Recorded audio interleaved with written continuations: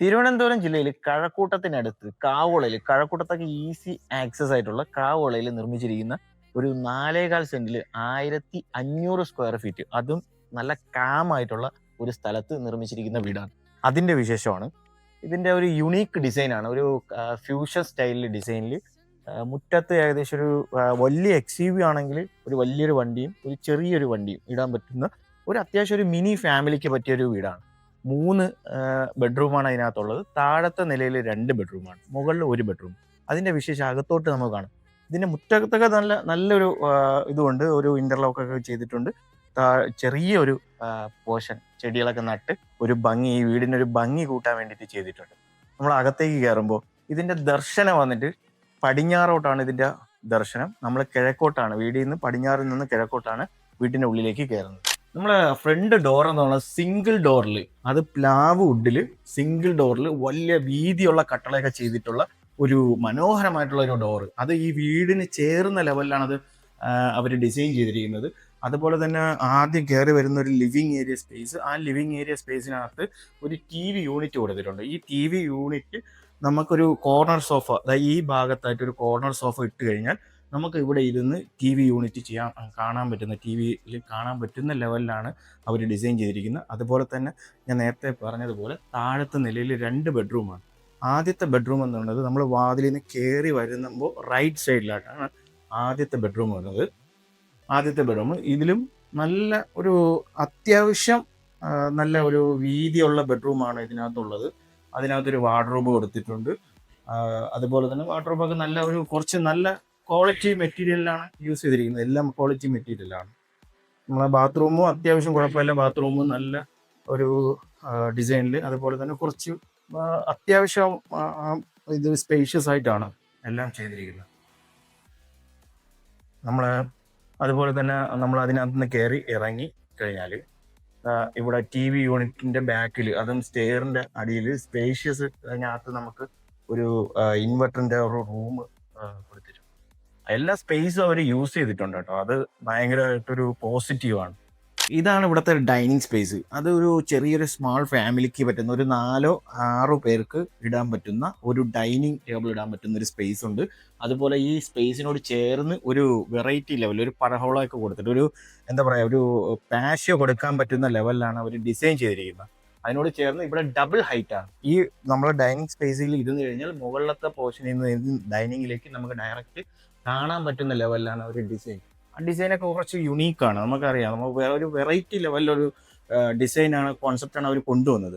അതുപോലെ ഈ ഡൈനിങ്ങിന്റെ ഇപ്പുറ സൈഡിലേക്ക് നോക്കിക്കഴിഞ്ഞാൽ ഇവിടെയാണ് ഇവിടുത്തെ താഴത്തെ നിലയിലെ 2ാമത്തെ ബെഡ്റൂം. അതായത് താഴത്തെ നിലയിൽ 2 ബെഡ്റൂം എന്ന് ഞാൻ നേരത്തെ സൂചിപ്പിച്ചു. എന്താ, അതും സ്പേഷ്യസ് ആണ്, കുഴപ്പമില്ല. അത്യാവശ്യം സ്പേസ് ഉള്ള ഒരു ബെഡ്റൂമാണ്. ഒരു അത്യാവശ്യം കുഴപ്പമില്ല, ഒരു ചെറിയൊരു ഫാമിലിക്ക് പറ്റുന്ന ഒരു ലെവലിൽ തന്നെയാണ് അവർ ഡിസൈൻ ചെയ്തിരിക്കുന്നത്. അതുപോലെ തന്നെ ഇവിടുത്തെ കിച്ചൺ നോക്കട്ടെ. കിച്ചണും അത്യാവശ്യം നല്ല സ്പേഷ്യസ് ആണ്. ഒരു നല്ല കുഴപ്പമില്ല, അത്യാവശ്യം നല്ല ക്വാളിറ്റി മെറ്റീരിയൽ ഉപയോഗിച്ചിട്ടാണ് ഇതിൻ്റെയൊക്കെ വുഡ്, ഇതിൻ്റെ കിച്ചൺ ക്യാബിനൊക്കെ വർക്ക് ചെയ്തിരിക്കുന്നത്. കുഴപ്പമില്ല, അത്യാവശ്യം നല്ല ഇതാണ്. യുണീക്ക്, അതിൻ്റെ ഒരു ഭംഗി നൽകുന്നുണ്ട് ഈ ഒരു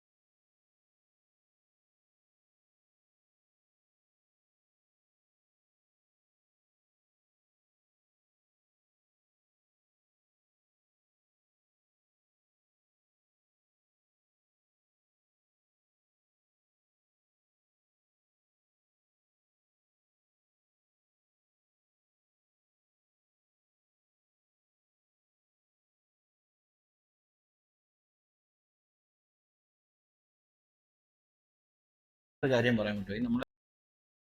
നമ്മൾ